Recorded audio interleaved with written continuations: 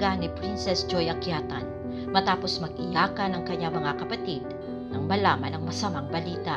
Kagagaling kasi ni Princess mula sa Porenaria para kilalanin ang mga bangkay na na-retrieve mula sa landslide sa Masara, Maco, Davao de Oro. Ang masamang balita, walang nakaligtas sa kanilang mga magulang at nadamay pa ang kanilang bunsong kapatid. Dili, medyo na ako kayo. Medyo na ako kayo. Mga bata pa kayo, ni. Magdidisitin ko. Sugatan ako kung birthday wala akong mama. Naikwento pa ng magkakapatid ang nangyari nang tumama ang landslide sa Masara. Nung kipangita man naman sa mama niya, yung mauto niya, ito na lang sa isa simbahan niya. Nung charge man may dito man kay, ikalit dayan og landslide.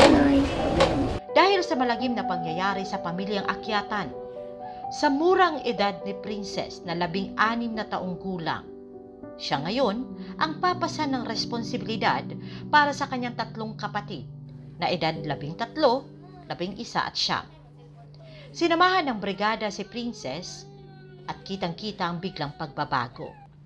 Mula sa Porenaria na umiiyak na parang bata.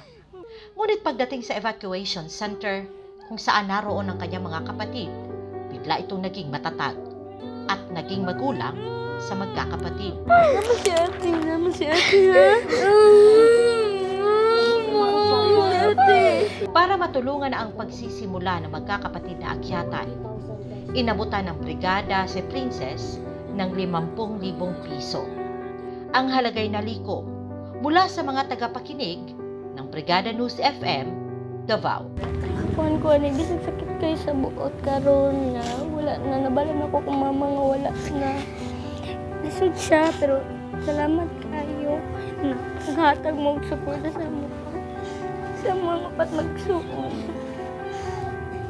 Ano? Ano?